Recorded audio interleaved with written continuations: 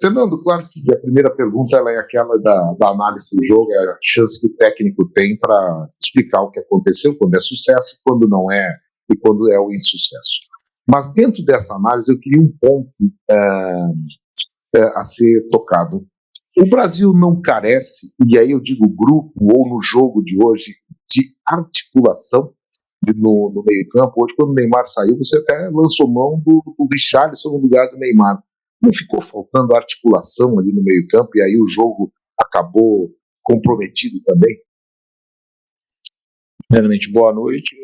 A gente tem uma certa tendência a fazer análises mais simples para problemas mais complexos. Se tivesse razão no que você está falando, com o Neymar a gente teria tido muita profundidade, muita chance criada, e não foi o que aconteceu. No segundo tempo a gente foi até levemente melhor do que foi o primeiro tempo. O time como um todo hoje não foi bem na parte da criação.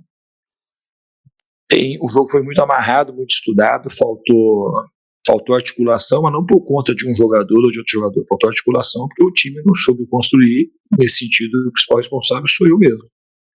Não é porque faltou um jogador ou outro, porque o Neymar saiu, faltava 4, 5 minutos para terminar o primeiro tempo e a gente em nenhum momento teve articulação, como você mesmo disse. E repito, no segundo tempo teve até um pouquinho mais de articulação, a gente conseguiu chegar pelos lados, a gente nem conseguiu finalizar no primeiro tempo. Então o time não teve bem na parte de criação. O time do Uruguai também pouco criou, foi um jogo muito amarrado. Eles deram um chute no gol no primeiro tempo e a gente não deu nenhum. No segundo tempo acho que eles deram 4 e a gente deu 3 e tomamos 2 gols de falhas que a gente não pode cometer, 2 gols de arremesso lateral no nosso campo, o time todo lá. Então essa é a análise do jogo. Não foi um bom jogo do Brasil e o responsável maior por isso sou eu mesmo, não é um jogador ou outro. Oi, Diniz, aqui na sua frente, Marcelo Marinho da Litoral News. A gente sabe que seu contrato com a CBF a princípio é de 1 ano. Em tese, isso engloba um período, eu acredito, de 8 jogos, né? Data FIFA próxima de novembro e a data FIFA de março, com os amistosos lá na Europa.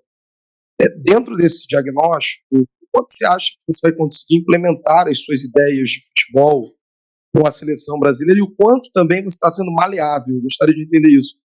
Quanto você está sendo maleável para implementar as suas ideias e o quanto você acha que é possível num período de tempo que a gente ainda tem uma incerteza de qual será o futuro da seleção num trabalho que a gente sabe que muitas vezes exige tempo, apesar de você sempre dizer, né, que a gente tem a melhor matéria-prima à disposição. De fato, tem a melhor matéria-prima à disposição.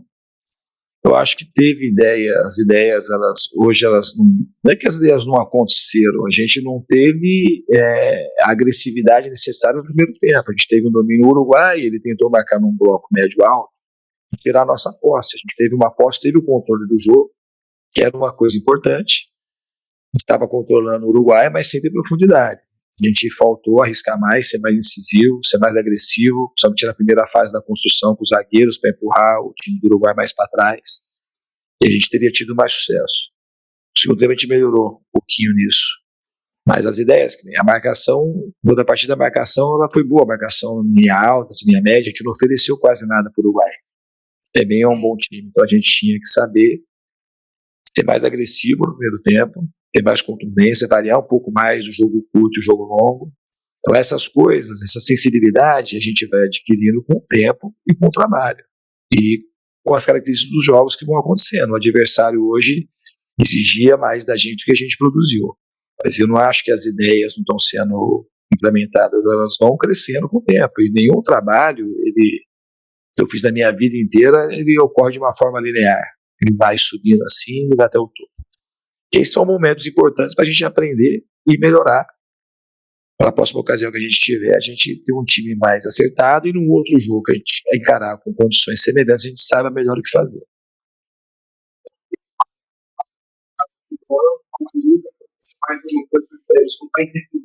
Não, absolutamente. Não tem nada a ver. Se fosse para fazer alguma coisa desse tipo, eu nem teria aceitado o cargo.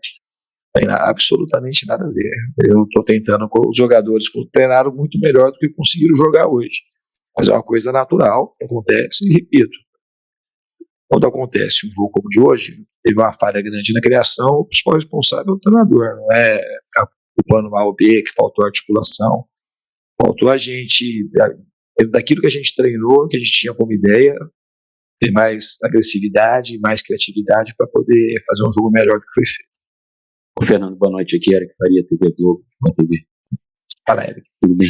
Ô, Fernando, lógico que a médio e longo prazo, essa derrota acaba sendo diluída, é uma competição muito longa, enfim, certamente não vai afetar na classificação do Brasil para a Copa do Mundo. Mas a curto prazo, ela tem algum tipo de impacto que mereça uma atenção especial sua? O impacto que ela tem é o que já está provocando desde já. Eu sou uma pessoa que vive o futebol 24 horas por dia, vou estudar o jogo em profundidade para a gente melhorar. E tem coisas que são mais fáceis da gente enxergar, que eu já vi durante o próprio jogo, e outras coisas que a gente vai analisar, a gente vai fazer. Não tem nada assim que achar que tem uma coisa assim extremamente negativa, agressiva. Isso faz parte do processo. É uma coisa que a gente não quer que aconteça, é uma partida ruim, mas é assim que a gente melhora. E nessas horas, acredito que os bons times e as boas pessoas acabam melhorando mais quando a gente está um pouquinho na descida. Então a gente desceu hoje, obviamente, a gente tem que saber sofrer e saber melhorar nesses momentos. Diniz, boa noite. Aqui na tua frente. Aqui. Marcel Júnior, sou da Rádio Hits Recife. Eu queria o seguinte, saber de você. Há muito tempo eu não vi um Brasil tão inofensivo, tão sem agredir, né? O jogo muito na horizontal, sem verticalizar. A nossa seleção tem uma história de perder, ganhar, mas defendendo, jogando. Você acha possível realmente implementar seus esquema e sistema de jogo, recebendo o jogador dessa forma 3 dias antes dos jogos? No Fluminense é diferente, você está lá, acho que 2 anos, não sei, mas por aí, treinando todo dia com os mesmos jogadores. Numa seleção que recebe o jogador 3 dias antes de um jogo, é possível implementar o sistema de jogo que você gosta de fazer o time jogar? Não, eu acredito que é possível, os jogadores estão abertos a isso. O que aconteceu hoje para mim é uma chance, uma oportunidade bastante rica da gente aprender com o que aconteceu. Isso já aconteceu com os times que eu estou trabalhando. O próprio Fluminense, um jogo contra o São Paulo no Morumbi, aconteceu coisa semelhante. Não é uma coisa que não vai acontecer nos times que eu estou há mais tempo. E hoje o jogo teve uma característica diferente. O Uruguai também jogando em casa, dificilmente ele vai passar uma partida que ele vai fazer 5 finalizações. Acho que eles finalizaram 5 e a gente 4, coisa parecida. Então foi um jogo muito estudado e a gente tinha que ter tido mais agressividade. Eu concordo com você. Não retiro nada da tua análise, que a gente teve que ser mais contundente, mais agressivo. E a gente vai procurar corrigir para as próximas partidas. O Paraná abraça, triste pelo insucesso, mas a certeza de que é nas derrotas que se encontra o caminho para as grandes vitórias. Do jogo de hoje, pelo insucesso que tivemos numericamente, um time passivo, um time, como disse há pouco o Marcel, sem agressividade nenhuma, quais as lições que o senhor tira na análise do comportamento não individual, mas do grupo? O que foi pior? A defesa, o meio de campo ou a peça ofensiva que pouco chutou de novo? Não dá para departamentalizar assim, a análise do jogo. Acho que a gente foi, como um todo, a gente faltou.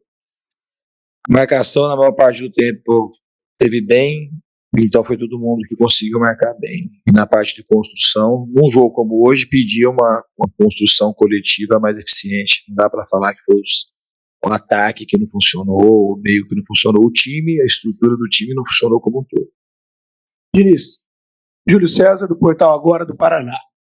A gente ainda está no calor do jogo, mas o que já dá para projetar para novembro? O Brasil tem a Colômbia, num lugar úmido, que é Barranquilha, e depois tem o Superclássico contra a Argentina no Maracanã. O torcedor pode imaginar que vem de mudança. Do que você acha que tem que mudar nesse período para esses 2 próximos confrontos? Isso daqui, o que a gente espera em relação ao jogo de hoje, até um pouco em relação, se fosse falar do jogo, passou, a gente aproveitar melhor as chances que a gente criou, só foram jogos muito diferentes. No jogo de hoje faltou agressividade, mas eu não acho que é uma coisa que faltou agressividade no primeiro, no segundo, no terceiro, no quarto jogo. Foram partidas muito diferentes que a gente fez até hoje, aqui na seleção, os 4 jogos.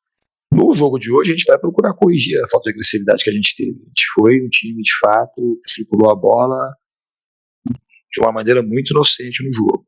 Então, obviamente, que tem assim, a falta de tempo, a gente precisa enfrentar os adversários, reconhecer os adversários e ir melhorando o time. Então, não tem mágica, a gente precisa de tempo. Se o tempo é curto, mas o tempo que a gente tiver, a gente vai procurar trabalhar e eu tenho confiança que a gente vai apresentar um futebol melhor na próxima convocação. Um grande abraço. Ó,